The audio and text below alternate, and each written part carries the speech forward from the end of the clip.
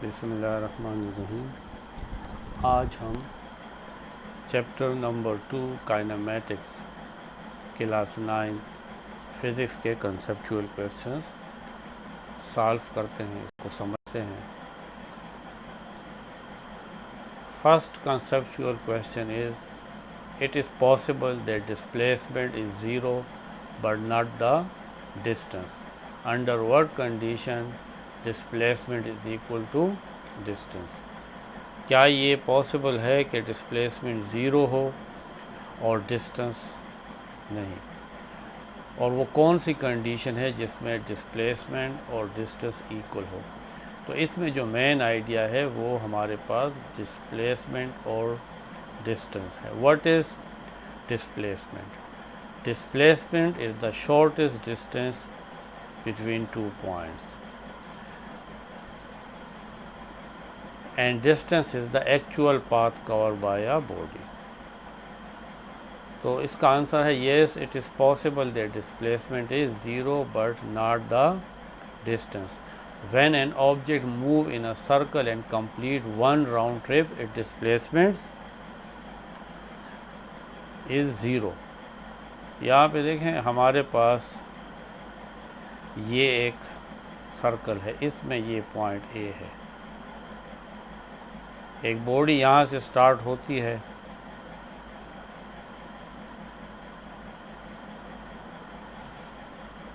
और वापस इस जगह पे आ जाती है। इसका मतलब है कि इस बॉडी का डिस्प्लेसमेंट ज़ीरो है, ये वापस अपनी जगह आ गई है। तो इस वजह से यहाँ पे इस बॉडी का डिस्प्लेसमेंट ज़ीरो हुआ जब वो वापस अपनी जगह पे आ गई। लेकिन इसने कितना डिस्टेंस कवर किया, वो ये फार्मूला है 2πr का। अगर ये हमारे पास रेडियस इसका, इस सर्कल का रेडियस 2 मीटर है, तो फिर ये कितना डिस्टेंस कवर करेगी। ये हमारे पास फार्मूला है 2π की वैल्यू है 3.14 और r हमारे पास है 2। इन सब को मल्टीप्लाई करें तो जो आंसर आएगा उसके साथ मीटर लिख लें, तो ये डिस्टेंस होगा। तो देखें डिस्प्लेसमेंट तो ज़ीरो है लेकिन इसका डिस्टेंस ज़ीरो नहीं है। अब वो कौन सी सिचुएशन है जब एक बॉडी का डिस्प्लेसमेंट और डिस्टेंस एक होता है। The displacement and distance cover is equal if and only if the body is moving in a straight line. A से बी की तरफ अगर ये सीधी लाइन से जा रही है तो यही इसका डिस्टेंस भी है और यही इसका डिस्प्लेसमेंट भी है। क्वेश्चन 2 की तरफ आते हैं कि does speedometer measures a car speed or its velocity.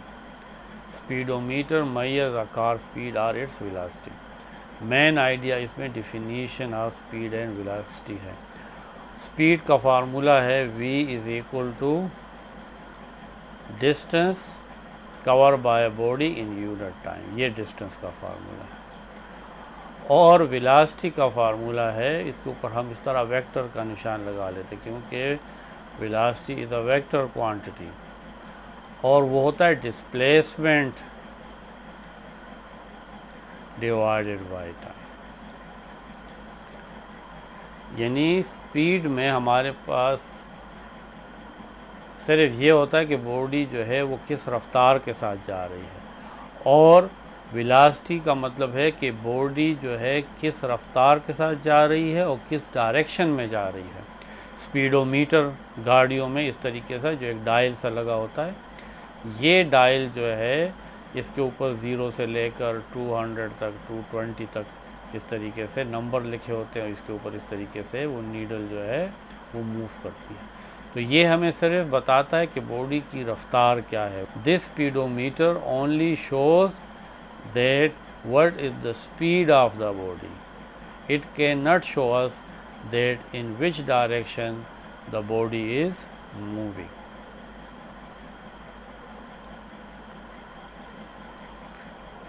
Question 3.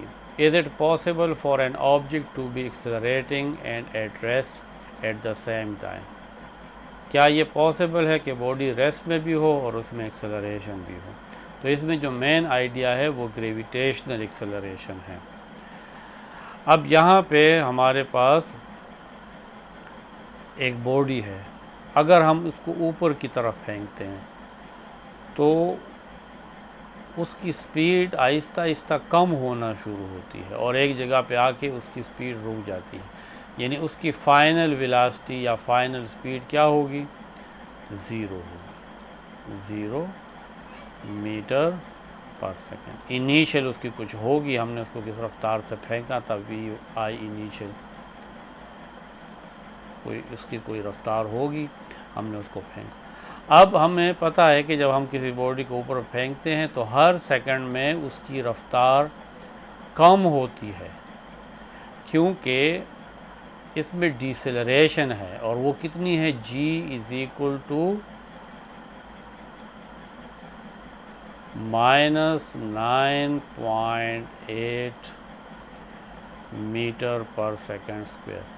यानी इस बॉडी को जो ऊपर जा रही है इसकी हर सेकंड में जो स्पीड होगी वो इतनी कम होगी, -9.8, क्योंकि इसमें डिसेलरेशन है, इसकी स्पीड कम हो, दूसरे सेकंड में इतनी और कम हो जाएगी 9.8, इसीलिए इसके साथ ये माइनस का साइन लगाया है। फिर ये और कम हो जाएगी, फिर ये और कम हो जाएगी और यहाँ पे आके रुक के फिर ये नीचे की तरफ आएगी। इसका मतलब है कि हर लम्हे इस बॉडी में जो ऊपर जा रही है और फिर नीचे आ रही है, इसमें कितनी एक्सेलरेशन है, ये 9.8 मीटर पर सेकंड है। तो अगर एक बॉडी इस टॉप के ऊपर रुक भी जाती है किसी लम्हे के लिए, क्योंकि उसे अभी नीचे आना है, तब भी उसमें ये 9.8 मीटर पर सेकंड स्क्वायर का एक्सेलरेशन मौजूद होगा। Can an object has zero acceleration and non zero velocity at the same time, give example. क्या ऐसा हो सकता है कि एक बॉडी की एक्सेलरेशन ज़ीरो हो और उसकी वेलोसिटी ज़ीरो ना हो, नॉन ज़ीरो हो? तो इसमें भी definition of acceleration and velocity है। Yes, an object has zero acceleration and non zero velocity at the same time. ऐसा मुमकिन है, इसकी एग्जांपल समझ लें कि suppose a body is moving with initial velocity of 5 metre per second. ये इसकी क्या है, ये इसकी इनिशियल वेलोसिटी है, जिसको हम क्या कह सकते हैं, वी आई। वी आई हमारे पास 5 मीटर पर सेकेंड है जब वो बॉडी फ्रॉम पॉइंट ए से बी की तरफ जाती है। So the initial velocity of the body V I is 5 metre per second at the point A, and the final velocity, उसकी जो आखिरी वेलोसिटी है वो भी 5 मीटर पर सेकेंड है, क्योंकि इसमें ज़ीरो एक्सेलरेशन है, इसकी बॉडी में कोई चेंज नहीं आ रही, इसकी रफ्तार ना कम हो रही है ना ज़्यादा। नो एक्सेलरेशन, एक्सेलरेशन का फार्मूला है V F minus V I by T. Final velocity भी 5 मीटर पर सेकेंड है, इनिशियल वेलोसिटी भी 5 मीटर पर सेकेंड है, 5 minus 5 0 metre per second square. Hence acceleration a is equal to 0 meter per second square for non-zero velocity of 5 meter per second। इसकी velocity 5 metre per second है, लेकिन इस body में acceleration 0 है। Question 5. A person standing on the roof of the building throw a rubber ball with a velocity of 8 meter per second. What is acceleration इन उसका magnitude and direction of the ball? जब एक ball को नीचे फेंका जाता है और इस बॉल को जब फेंक रहे हैं इस बॉल को, तो उसकी इनिशियल वेलोसिटी कितनी है, 8 मीटर पर सेकेंड। अब ये नीचे की तरफ आ रहा है इस वेलोसिटी के साथ, metre per second.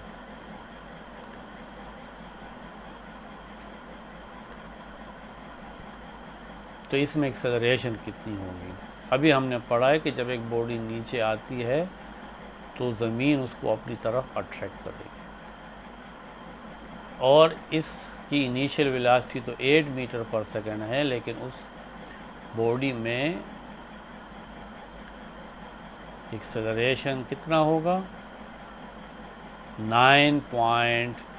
8 metre per second square, ये वाला एक्सेलरेशन जो है 9.8 मीटर पर सेकंड स्क्वायर, ये मुसलसल इसमें ये एक्सेलरेशन होगा।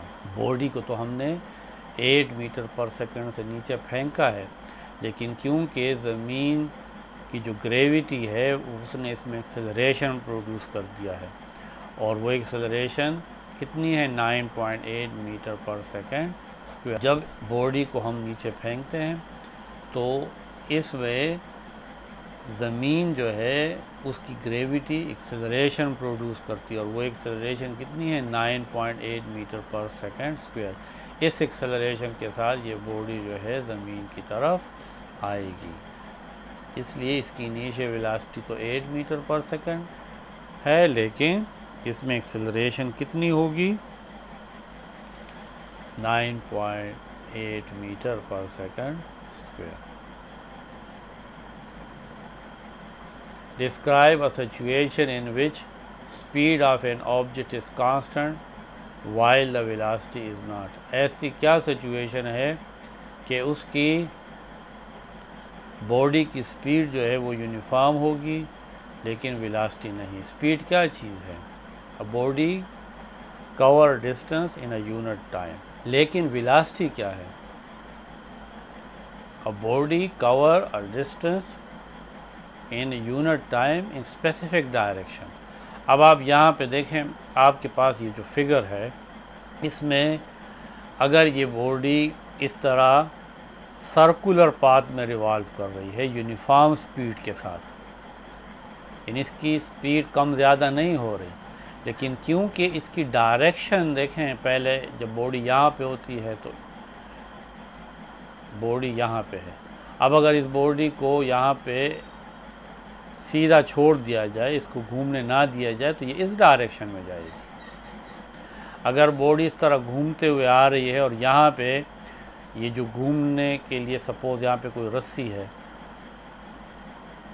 ये रस्सी यहाँ से टूट जाए, ये टूट जाए, तो ये बॉडी सीधा इस तरफ जाएगी। इसका मतलब है कि बॉडी जब सर्कुलर पाथ में मूव करती है तो उसकी डायरेक्शन मुसलसल चेंज होती रहती है। तो ऐसी सिचुएशन जब एक बॉडी सर्कुलर पाथ में मूव करती है तो उस वक़्त उसकी वेलोसिटी चेंज हो रही है। अगर वो यूनिफॉर्म स्पीड के साथ जा रही है तो स्पीड तो यूनिफॉर्म है, लेकिन उसकी वेलोसिटी हर लम्हे चेंज होती है। Can an object have northward velocity and a southward acceleration? इसको हम नेगेटिव एक्सेलरेशन या डीसेलरेशन का कंसेप्ट ले सकते हैं। ये हमारे पास एक कार है,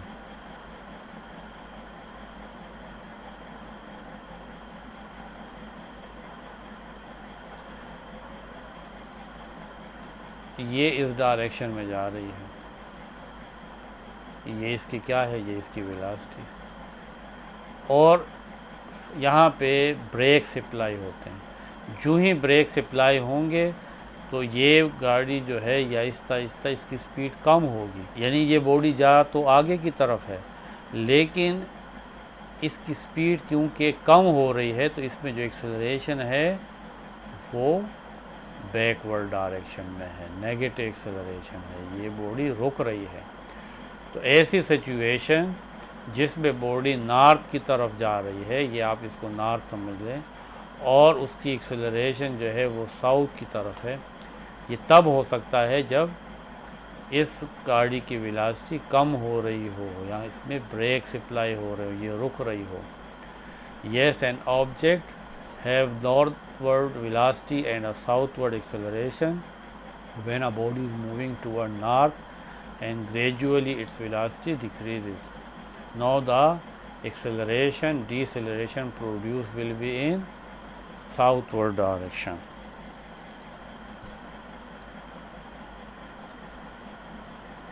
As the freely fall object speed up, what is happening to its acceleration? Does it increases, decreases or stay the same? जब एक ऑब्जेक्ट फ्रीली नीचे की तरफ इस तरह ज़मीन की तरफ आ रहा है, तो उसकी एक्सेलरेशन कम होगी, ज़्यादा होगी या सेम रहेगी। According to famous scientist Galileo, all bodies fall toward the earth with a constant acceleration. जब एक बॉडी नीचे की तरफ आती है ज़मीन की तरफ, तो उसमें हमेशा ये एक्सेलरेशन होगी, g is equal to 9.8 metre per second square. ना इसकी एक्सेलरेशन ज़्यादा होगी ना कम। इस एक्सेलरेशन के साथ वो ज़मीन के ऊपर आएगा। तो इसका मतलब है the acceleration will be 9.8 metre per second square and it does not increase और decrease but stay same. Question 9 है, a ball is thrown vertically upward with initial speed 5 meter per second. What will its speed when it returns to its starting point? एक body है, उसको initial velocity 5 metre per second से ऊपर की तरफ फेंका गया। क्योंकि इस बॉडी में डिसेलरेशन होगी 9.8 की और ये बॉडी आहिस्ता आहिस्ता रुकती जाएगी, यहाँ पे ज़ीरो हो जाएगी और फिर ये नीचे की तरफ आएगी। इसकी वेलोसिटी चेंज होगी, तेज़ होता जाएगा क्योंकि इसमें एक्सेलरेशन है।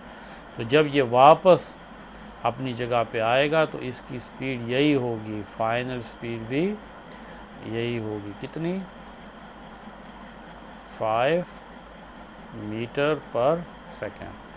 The body returns to its starting point with the same speed of 5 metre per second in the absence of air resistance. एक हमें ख्याल रखना है कि ऊपर जाते हुए और नीचे आते हुए यहाँ पे एयर भी है, हम इस एयर को निगलेक्ट करेंगे। अगर इस एयर को हम निगलेक्ट नहीं करते तो फिर इस वैल्यू में फ़र्क होगा, लेकिन अगर हम एयर को निगलेक्ट कर दें तो जिस वेलोसिटी से ऊपर गई थी उसी वेलोसिटी से नीचे वापस आएगी। ये तो था इसका एक शॉर्ट आंसर। अब ज़रा डिटेल के साथ भी इसका आंसर हो सकता है। वो ये है कि when ball is thrown upward, पहले हम ये सपोज करते हैं कि बॉडी जो है वो अपवर्ड जा रही है। किस वेलोसिटी के साथ? Initial velocity 5 metre per second की रफ्तार। ऊपर जाते हुए इसमें डिसेलरेशन होगी, वो कितनी होगी? -9.8 मीटर पर सेकंड स्क्वायर। तो इनिशियल वेलोसिटी जो है 5 मीटर पर सेकंड है। Acceleration due to gravity g is equal to -10 metre per second square है। फाइनल वेलोसिटी जब ये यहाँ पे आखिरी लिमिट पे पहुँचेगा तो इसकी वेलोसिटी क्या होगी? ज़ीरो हो जाएगी। ज़ाहिर है ये रुक जाएगा और फिर नीचे आएगा तो ज़ीरो। पहले हम ये फाइंड करते हैं कि यहाँ से यहाँ तक कितना डिस्टेंस ये बॉडी कवर करेगी। तो इसके लिए हम distance cover by the ball, we will use third equation of motion. ये तमाम इक्वेशन 3 इक्वेशन जो है ये हमने, आप वो लेक्चर 13 ज़रूर देखें ताकि आपको इसका प्रूफ मालूम हो जाए। तो ये हमारे पास थर्ड इक्वेशन ऑफ मोशन है, 2gs is equal to vf² minus vi²। Putting the values in above equation, -10 put करते हैं क्योंकि इसको हमने राउंड कर लिया अपनी कैलकुलेशन के लिए। 9.8 को हम राउंड करके 10 लिख सकते हैं, तो -10 s फाइंड करना है। फाइनल वेलोसिटी vf देखो 0 है ऊपर की तरफ और इनिशियल वेलोसिटी 5 और ऊपर इसके स्क्वायर है। तो 2 को जब -10 से मल्टीप्लाई करेंगे तो -20 और साथ ये s आ जाएगा, 0² 0 माइनस और 5² 25। तो s क्या होगा? इस -20 को इस साइड पे ला के -25 पे डिवाइड कर दें तो क्या आ जाएगा? 1.25 मीटर। ये यहाँ से लेकर यहाँ तक का जो डिस्टेंस है वो कितना है? 1.25 मीटर। अब ये बॉडी जो है वो ऊपर की तरफ गई, यहाँ पे initial velocity 5 metre per second से इसको हमने फेंका। फाइनल वेलोसिटी इसकी 0 हो जाएगी, बॉडी रुक जाएगी। फर्स्ट पार्ट में अभी हमने ये फाइंड किया कि ऊपर जाते हुए इसकी डिस्टेंस कितनी हो जाएगी, वो इसने कितना डिस्टेंस कवर किया है, 1.25 मीटर। अब इस दूसरे पार्ट में व्हेन बॉल कम्स डाउनवर्ड, अब ये बॉडी नीचे आएगी, तो देखते हैं कि किस वेलोसिटी के साथ नीचे आती है। अब यहाँ पे अगर आप देखें तो जब ये नीचे आएगी तो यहाँ पे अब ये जो बॉल जो है यहाँ पे रुक के नीचे आ रही है। इसका मतलब है कि अब इसके लिए इनिशियल वेलोसिटी जो होगी वो 0 होगी, क्योंकि रुकने के बाद आएगी 0। डिस्टेंस कितना है, यही डिस्टेंस है, 1.25 मीटर कवर करेगी। जी की वैल्यू यही रहेगी, 10 होगी, लेकिन ऊपर जाते हुए नेगेटिव थी, नीचे आते हुए पॉजिटिव होगी। तो जब ये ज़मीन पे पहुंचेगी तो इसकी फाइनल वेलोसिटी क्या होगी, अब हमें ये VF फाइंड करना है।